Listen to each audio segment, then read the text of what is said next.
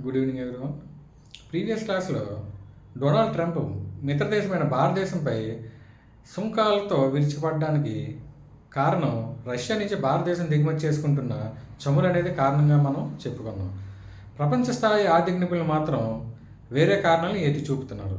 అందులో ముఖ్యమైనది ఏంటంటే అమెరికాతో భారతదేశానికి ట్రేడ్ సర్ప్లస్ ఉండటం అనేది ఒక కారణంగా వాళ్ళు భావిస్తున్నారు. ట్రేడ్ సర్ప్లస్ అంటే ఏంటంటే వార్షికంగా అంటే ఒక సంవత్సరంలో భారతదేశం అమెరికాతో $130 బిలియన్ వాణిజ్యం చేస్తుంది. అదే అమెరికా భారతదేశంతో $80 బిలియన్ వాణిజ్యం చేస్తుంది. అంటే మనది ఒక 50 బిలియన్లు సర్ప్లస్లో ఉంది, ఎక్కువ ఉంది. అంటే ఈ $50 బిలియన్ అమెరికా నుంచి మనం డబ్బు తీసుకుంటున్నాం అనమాట. డొనాల్డ్ ట్రంప్కి అమెరికాకి ఈ డబ్బు ఇవ్వటం ఇష్టం లేక అమెరికాతో వాణిజ్యం చేస్తున్న అంటే అమెరికాతో ఏ దేశాలు అయితే వాణిజ్యం చేస్తున్నాయో ఆ దేశాల్లో ఏ దేశాలకైతే సర్ప్లస్ ట్రేడ్ ఉందో వాటన్నిటిపైన సుంకాలు విధిస్తుంది.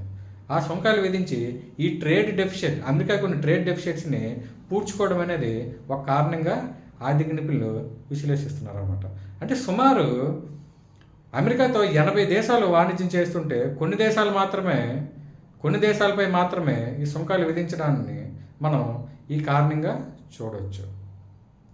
నెక్స్ట్ మరో ముఖ్యమైన కారణం ఏంటంటే రష్యా నుంచి మనం క్రూడ్ ఆయిల్ చాలా తక్కువ రేటు కొనుక్కొని భారతదేశ మార్కెట్లో కొంచెం ఎక్కువ రేటుతో అమ్ముకొని లాభాలు అత్యధికంగా పొందటం ద్వారా ఆర్థిక వ్యవస్థ బలోపేతం అవ్వటం అమెరికాకి ఇష్టం లేదు.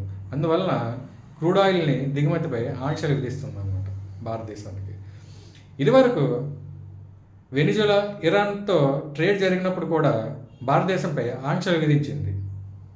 అమెరికా ప్రపంచ దేశాలకు పెద్దన్న పాత్ర పోషిస్తుందని ఆ పెద్దన్న మాట వినటం కోసం అప్పట్లో ఇరాన్ మరియు వెనిజులాలతో ట్రేడ్ని క్రూడ్ ఆయిల్ దిగుమతిని ఆపుకుంది భారతదేశం. ఇప్పుడు మాత్రం వ్యతిరేకంగానే వెళ్తుంది.